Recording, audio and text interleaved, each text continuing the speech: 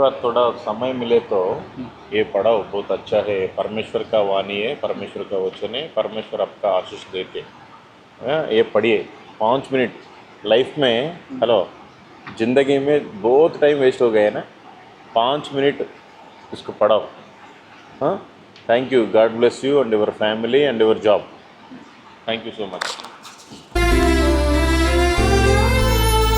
ఆ పట్టణములో గొర్రె పిల్లై దీపమై వెలుగును.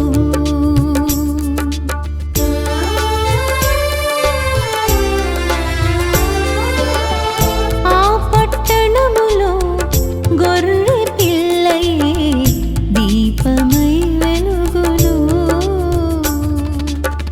తేజోవాసుల నిత్య స్వాస్థ్యమది